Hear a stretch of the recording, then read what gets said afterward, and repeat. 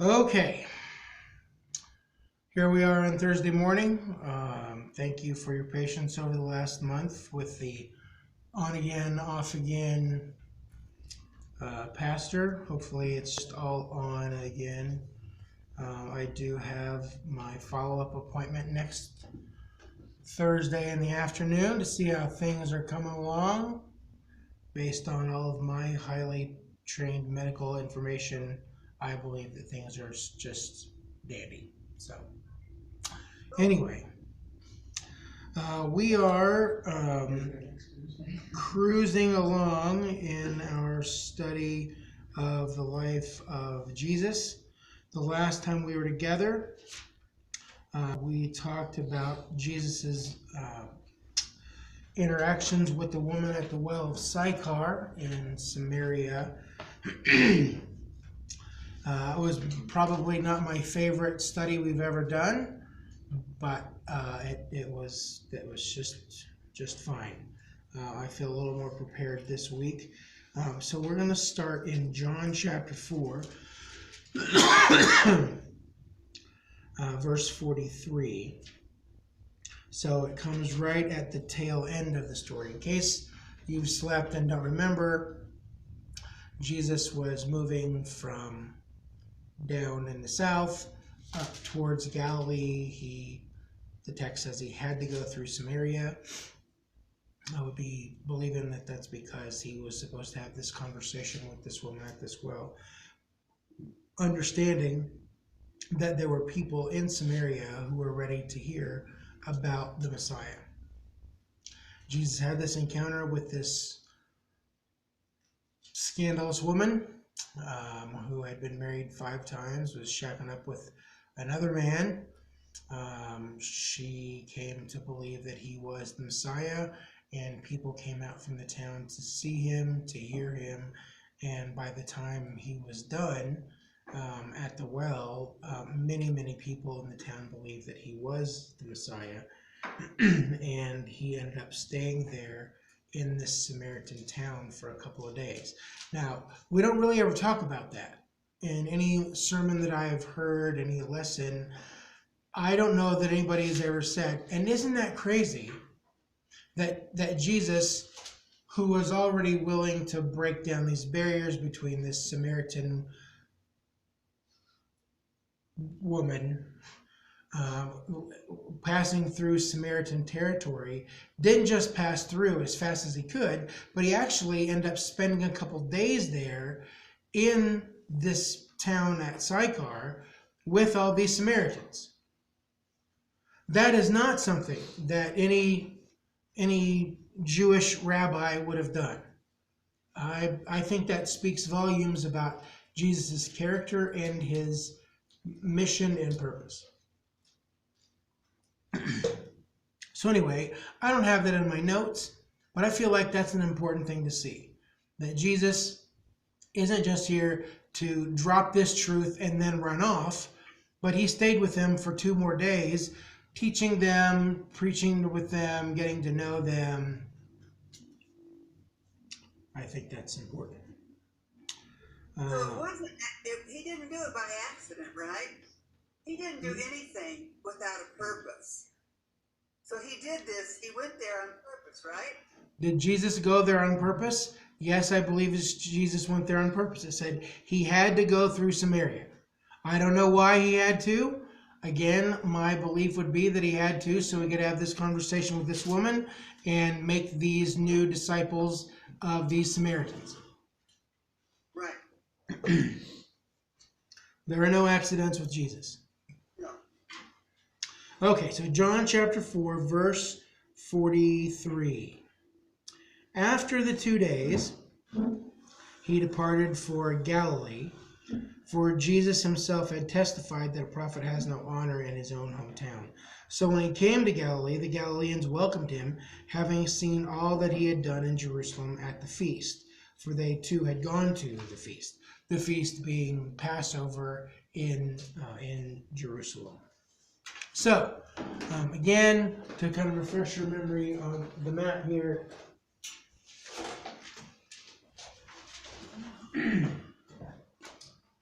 Okay, so you've got the Dead Sea down here, the Jordan River up to the Sea of Galilee. This whole region, sort of west of the Sea of Galilee towards the Mediterranean, is called the region of Galilee. And all of these little villages and towns in here have heard that Jesus is coming. They have heard what Jesus has done down in Jerusalem. They have heard some of the stories about what he's been doing, and they're very eager to have him come back into sort of his own home turf. Okay. Verse 46. Where is it?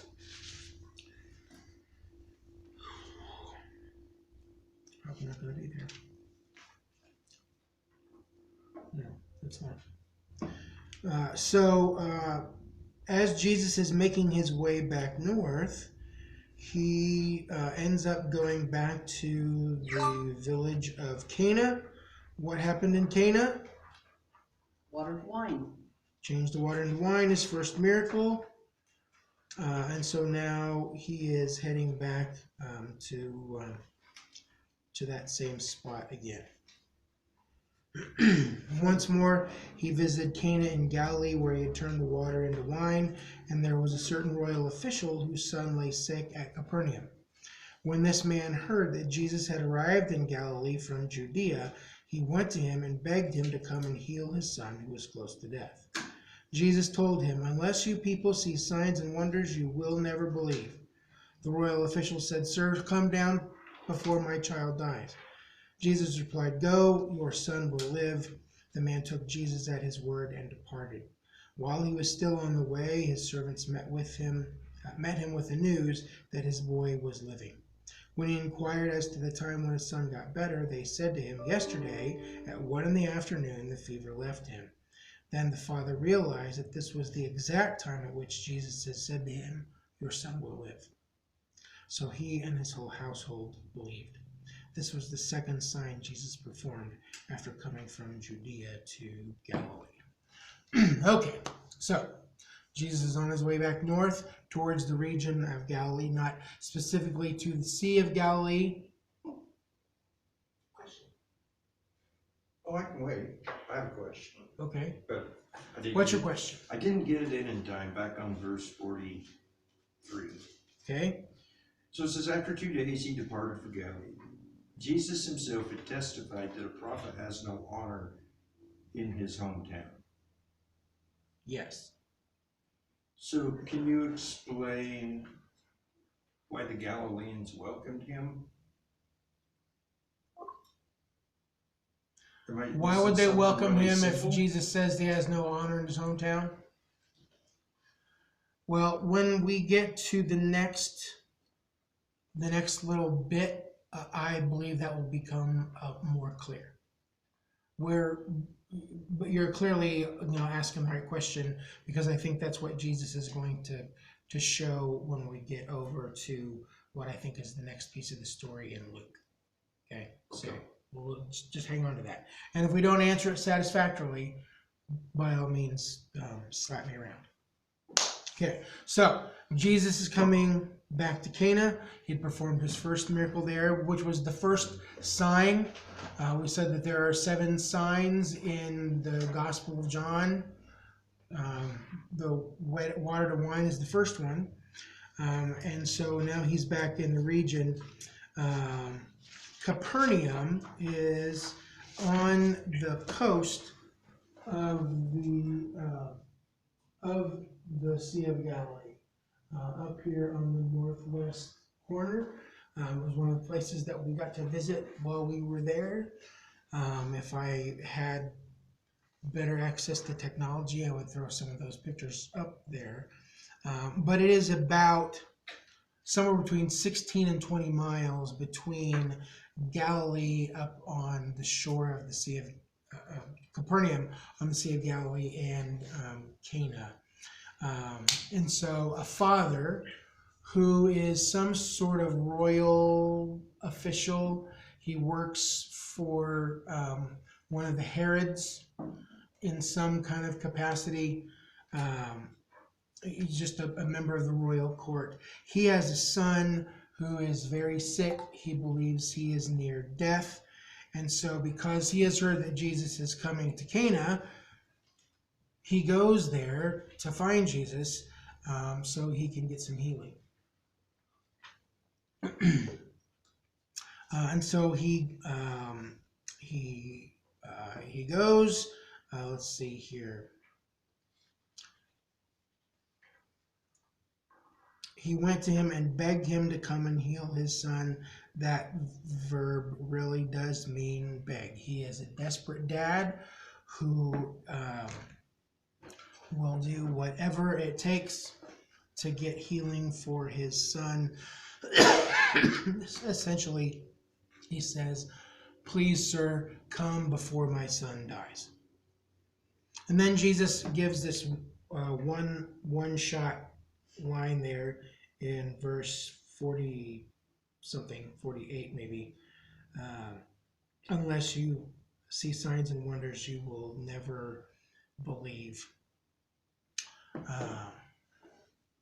I suppose that's probably true of us as well.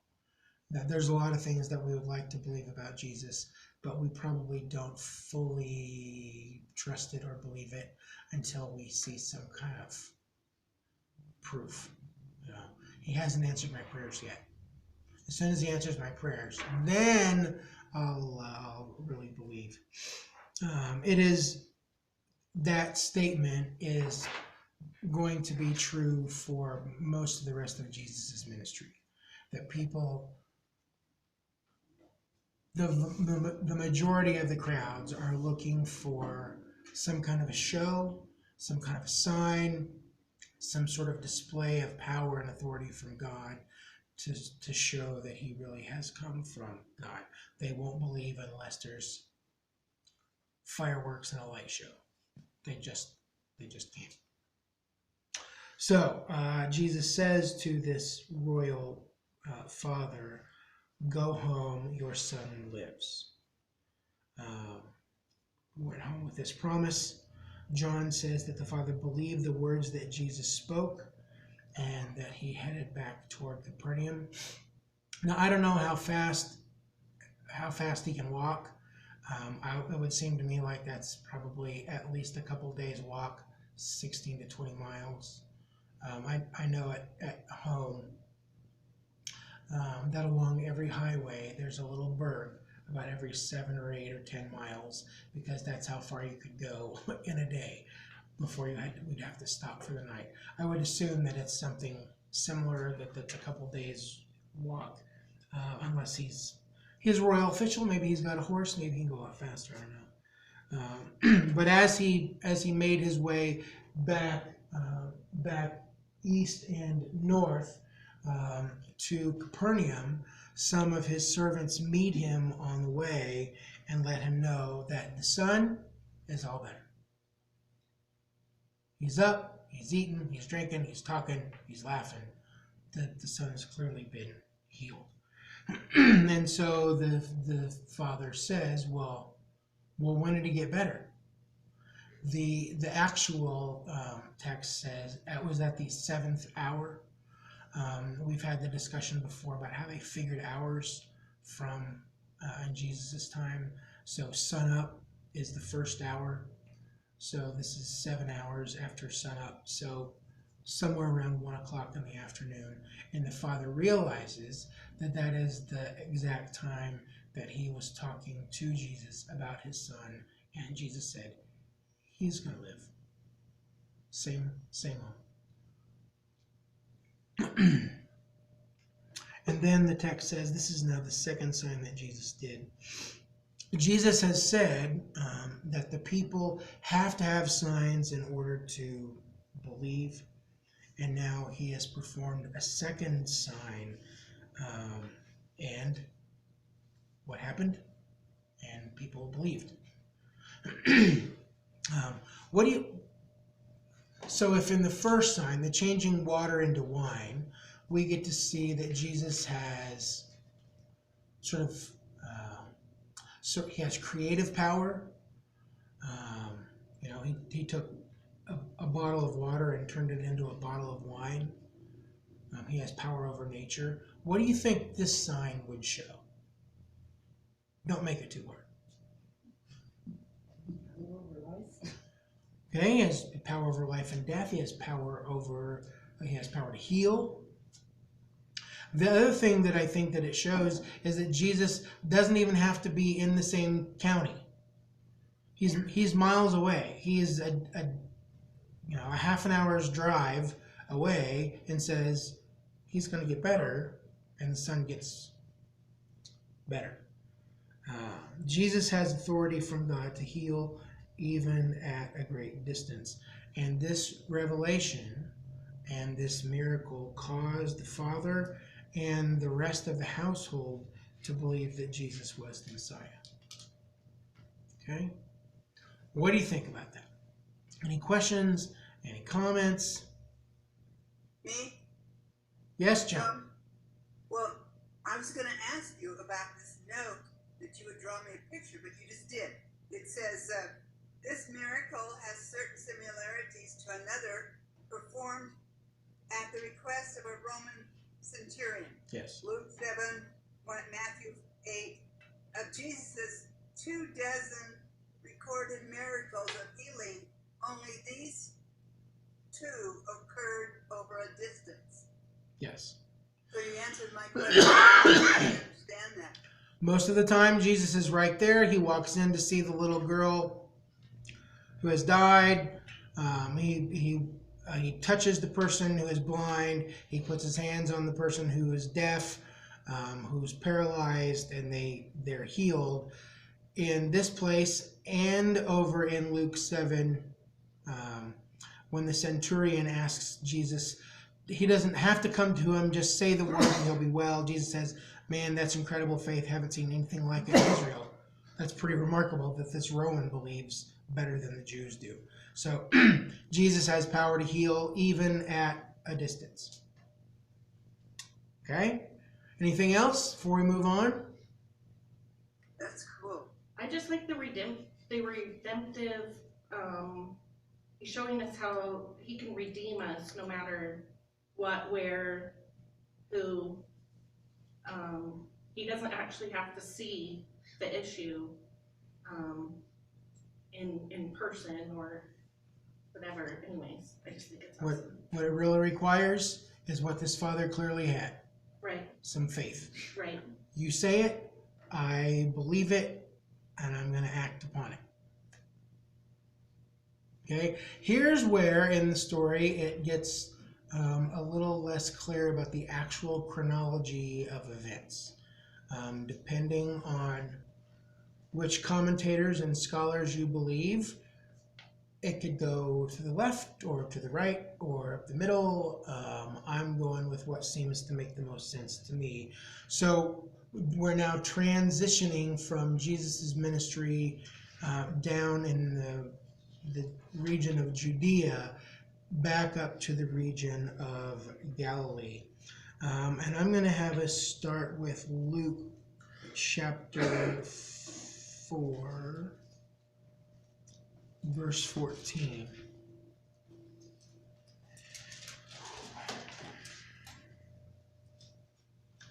Someday when we get to heaven, we get to see the actual movie about how it all played out. It's going to be a lot easier to understand.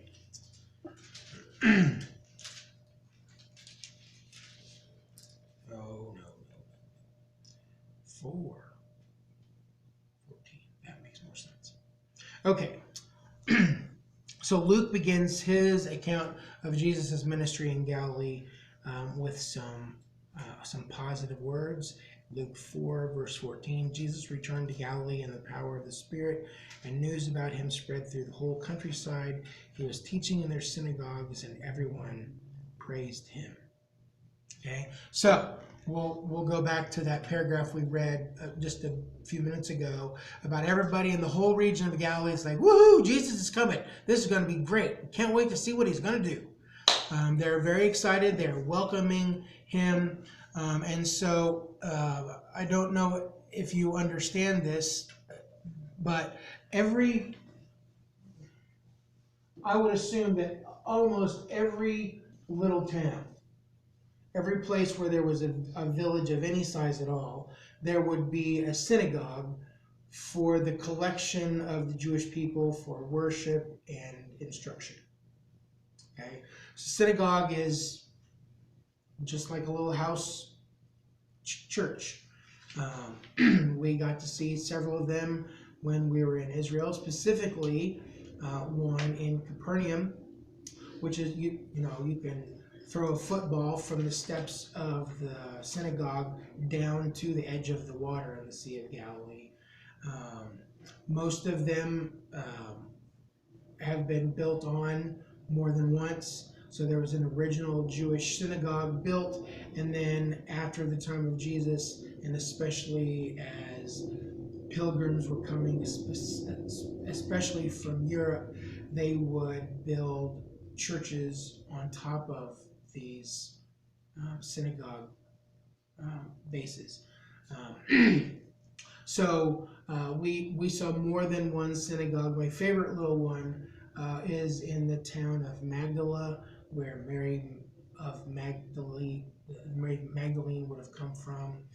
Those are cool little complex, and you really get a lot better idea about the synagogue and the baths for the ritual washing, and where they would collect for worship, and where they would roll out the scroll to read from. And what we see here is that it was Jesus' custom, wherever in whatever town he was in, that he would go to the synagogue, that he would worship, that there would be some teaching, there'd be some preaching, he'd read some scripture. That's his practice. So some of the places that we got to see, I can just almost guarantee that I was in the same spot where Jesus would have been teaching and preaching 2,000 years ago. They rolled out the scroll on top of this stone box and stood right there and read. That was a great experience. Jesus is teaching every place that he goes. Matthew and Mark, which we probably won't get to today, we'll probably have to pick up them tomorrow or next week. They record in a much more condensed version that Jesus' main message is repent, for the kingdom of heaven is near. But again, we'll talk about that next time. The whole region knows that Jesus is coming. There is some excitement. They're very glad to have this incredible rabbi come to teach and preach. But before he gets to the actual area right around the Sea of Galilee, he stops off in his hometown of Nazareth.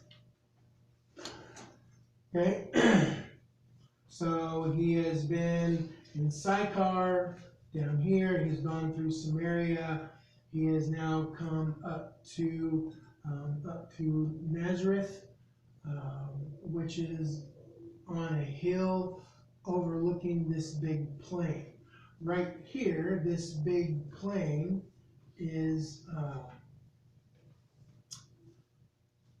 that's the big, huge open valley that is overlooked by Megiddo, the mountain of Megiddo, or Megadon. So when you're standing at Armageddon, you look over this way about 3 or 4 miles, and there is the hill where Jesus grew up. A little village of maybe 1,000 people on the side of the hill in Nazareth. That was one of the most shocking things about my trip, to see how very close together and how intricately woven together all of these pieces of geography and history are. Okay.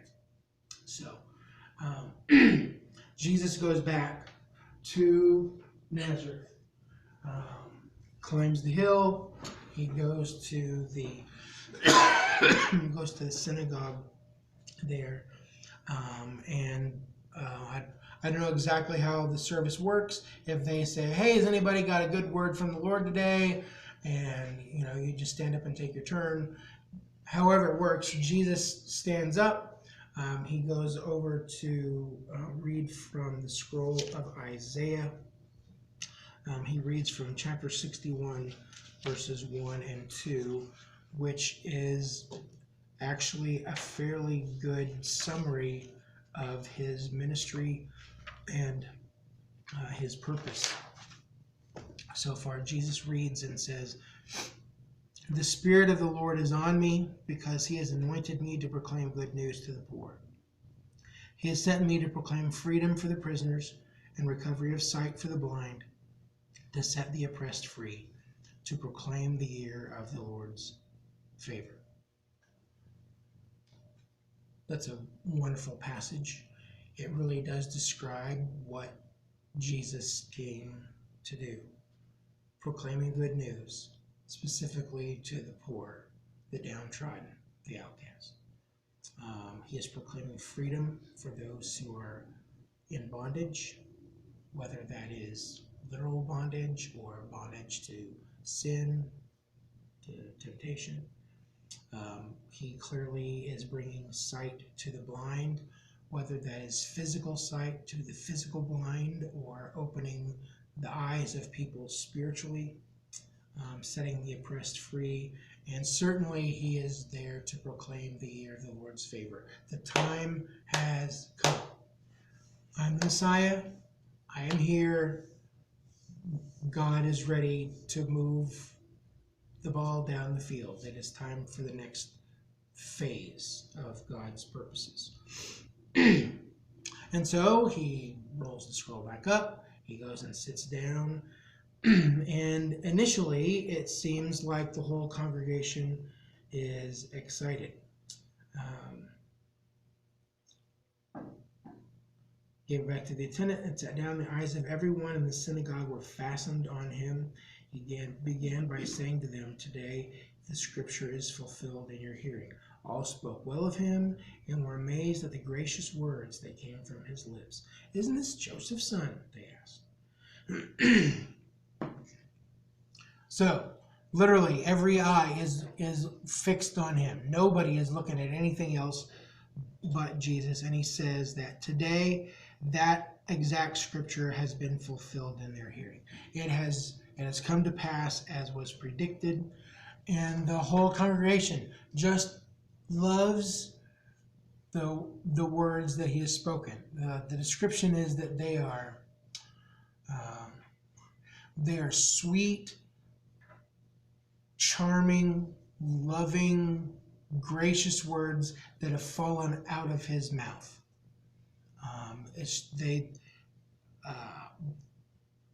They just love what he has had to say.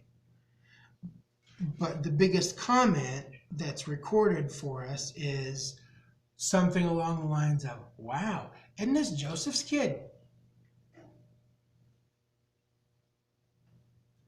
So I kind of wonder, when they make that comment, are they impressed at his skills?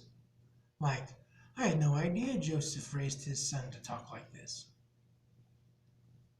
He's a beautiful speaker. I don't know. Maybe they're doubtful, like, "Oh, this is too good to be true. This can't be real." I mean, he grew up with a hammer in his hand. He doesn't know anything about teaching and talking. Can they not believe that such lovely speech could come from someone like Joseph's son? I really don't know the answer. Why their comment, "Isn't this Joseph's son?" Why Jesus interprets it so negatively. And then there is verse 23, which I don't know what to do with. Jesus says, "You will quote to me, 'Physician, heal thyself.'" I have no idea how that fits into this. Just being honest. I got no clue. That doesn't seem like it has anything to do with anything. But it clearly does. So I'm going to have to do a little more study and research to understand that. Do you think that he's trying to say, like, don't always be looking to others, like try to figure out what you're doing wrong to make, like, say you're eating garbage food, like, you need to work on improving what you do to heal yourself. So the comment means something like, you shouldn't be surprised that I would say this kind of stuff to you. You should figure this out on your own. No, No. more like it starts with us changing some of our patterns to start healing. So do you believe that is your understanding then that they're trying to tell Jesus, you're pointing all these things out, but you should start with yourself? No, I'm not just being more in general, not Okay. specifically towards Jesus, but I'm wondering if that's why this was put in here, for like us to look about, like, what are we doing that can be improved to help heal ourselves? Because like you said, it has kind of nothing to do with anything. Well, I wish that I understood it better. And like I said, I clearly need to do a little more reading and research. Yeah. Because it just doesn't feel like... Sometimes Jesus comes up with something that comes shrieking out of deep, deep roving right field. It's like, what? I'm sure it made sure in context, though. Absolutely. It must have made sense. But as he goes on, it would seem like all that they're interested in is more of what he has done elsewhere. Kind of going back to the previous passage, unless you see signs and wonders, you won't believe. It's clear that Jesus sees that even in his own hometown, where maybe he should have had a little more credibility, they just want to see the same kind of a show. They want the same kind of display. Give us a sign, show us your power. Come on, Jesus, flex for us a little bit. Let's see what you can do. And I say that because of what his response is in the next paragraph, starting in verse 24. Truly, I tell you, no prophet is accepted in his hometown, which we just saw him say in John's version. I assure you that there were many widows in Israel in Elijah's time, when the sky was shut for 3.5 years, and there was a severe famine throughout the land. Yet Elijah was not sent to any of them, but to a widow in Zarephath in the region of Sidon. And there were many in Israel with leprosy in the time of Elisha the prophet, yet not one of them was cleansed, only Naaman the Syrian. Okay? Jesus says, no prophet is accepted in his hometown. The estimation of the hometown boy is wildly underwhelming. Who's this kid think he is? We saw him grow up. We know everything about him. We know what he was like in school. We know about that one story. We've seen his entire growing up. Who does he think he is coming in here and talking to us like this? That's sort of the, I don't know, I guess the sort of the between the lines subtext that I pick up as I read Jesus' words. How could this kid be or do anything special? And so Jesus understands their view of him. Well, he's just a small town boy, hometown kid. Don't worry too much about what he says. So he gives two examples. The first one is the prophet Elijah. If you go back to the stories about the prophet Elijah, he had declared it wouldn't rain, and it didn't rain for 3.5 years. There was a big famine. People were hungry. People were starving all through Israel. But Jesus says, but Elijah, the prophet from Israel, wasn't sent to an Israelite widow. He was sent to a widow who lived in the region of Sidon. Now, that is not nearby.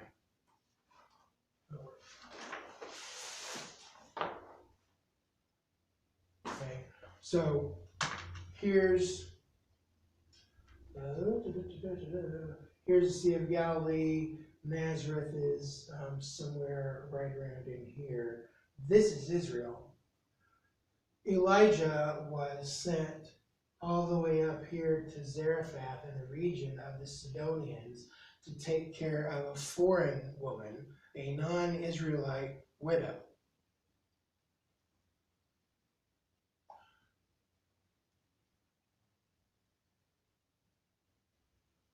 Is the reason because the prophet Elijah couldn't do a miracle for the Israelites, or wouldn't do a miracle for the Israelites, or God would not allow him to do one? I don't really know. But the point Jesus makes is there were hundreds, thousands of hungry, starving Israelites, but Elijah went off the reservation to take care of a stranger. God's prophet was not going to minister to his own people. And then he gives another example from Elijah's successor, Elisha.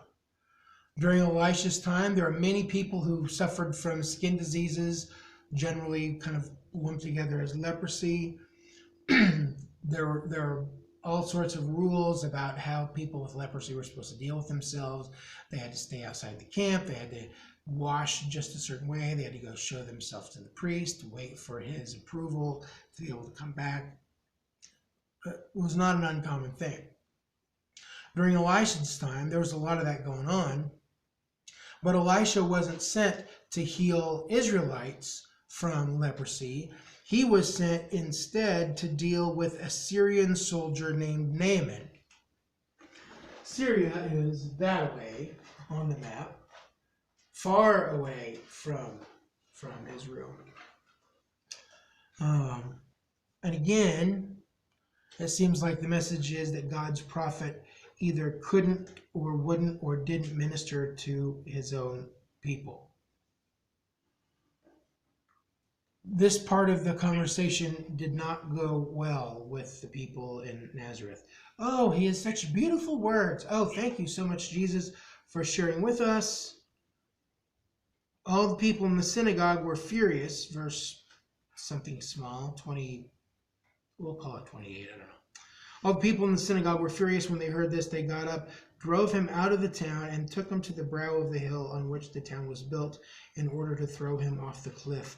But he walked right through the crowd and went on his way. Okay? They no longer heard gracious, lovely words. They heard condemnation. The prophets couldn't do work amongst their own people because there wasn't belief. They didn't trust their own prophets. So the prophets went somewhere else. Jesus will not perform for the people of Nazareth because they're not going to believe anything he does anyway. He's our own kid. We know him. And so the text tells us that the crowd literally boils up with anger. They go from, oh my gosh, what a beautiful word you have spoken, Jesus, to raging at him. They push Jesus out of the synagogue. They drive him all the way out of town, where they intend to throw him head first over the side of the cliff. Again, Nazareth is built on the side of a hill across the valley floor from Armageddon. They're going to be done with him, okay? You're not going to come in here talking about us like that, you little punk. We know exactly who you are. And then without much description, Jesus just sort of walks through the crowd and goes on his merry way. I don't know what that looks like. I do hope there's a video, because I can't wait to see it. He just sort of melts through the crowd and goes on his way. End of the scene, end of the story. Okay, so it would seem to me like maybe the underlying theme in the text we've covered today is that Jesus recognizes that people are looking for a display of God's power. They want to see a miracle. Do something spectacular, Jesus. Impress us, move us, then we'll believe. Jesus says, even if I do some of these things, you won't believe because you don't really want to believe. You just want the show. This is a little different than the royal officials see. He absolutely believes that Jesus can do something about his sick, dying son. And he walks away in faith believing that Jesus has healed him. These people, the people of Nazareth, they have there doesn't seem to be any underlying belief. They're just looking for a display. Now, did we cover all the questions? Kind of feels like to me when he says physician, when he says he thinks that they will quote him the proverb, yeah. Physician, heal yourself, that they are about to do just what they did. You've done it in Capernaum, do it in your hometown. Yeah. Seems to me that's kind of where that points. Kind of the only thing that seems to make any sense to me is he says that you're going to quote this to me because you know me, you think you know me. I've come to do all these things, heal the broken, give sight to the blind, release the oppressed and the slave. Why don't you start in your own backyard there, Jesus? That's the only thing that feels like it makes a lot of sense. Because they believe that they know him, and he knows that he thinks they're just going to say, well, you're nothing different, you're nothing special. Just take care of your own business first. It's sort of like my family when we're together, whoever they are. I know nothing. Like my brother and I are discussing oxygen and lung cancer and stuff. I know nothing. He will have to research it himself. I suppose that probably we'll have similar experiences. We go home and see parents, we see siblings, we see friends from school. And even though we've gone off and done our own thing and we're tax-paying, voting, registered, successful people, will always just be little Jamie, little Joni in their eyes, and what do we really know? Right.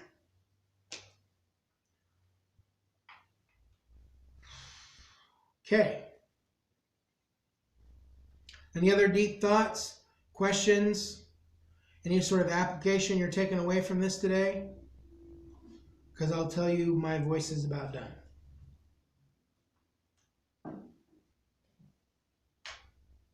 Anybody? Well, I feel like they were like me. You have to draw me a picture before I can get it. And if you're not doing miracles in front of me, that's not good enough for my little Well, I do think the big difference in these two accounts is that the people in Nazareth really didn't want to believe anything special about Jesus. This father in Capernaum really wants to believe something different about Jesus. And I think that's sort of the underlying issue. When you come to him, you can't just be looking for David Copperfield or Doug Henning. That's a way old name. Or somebody like that. You can't just be looking for the greatest next illusion or magic trick. you're coming to understand what the source is of that power. And I think that's really the big contrast in these two different accounts. And so I would like to believe that for most of us, if we were in this situation, we would come wanting to believe about Jesus, and so we might not necessarily need the show. We might appreciate it, but we don't need that kind of display to believe he is who he says he is. I don't know.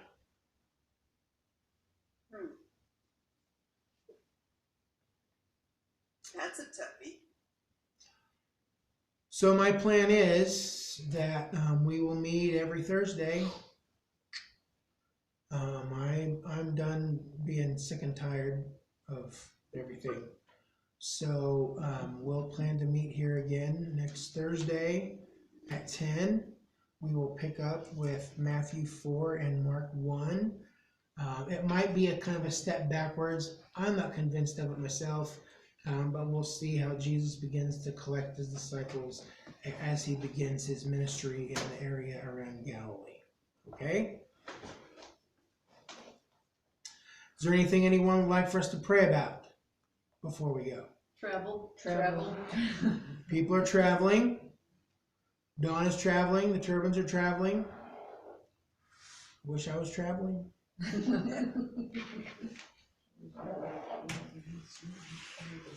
Anybody else?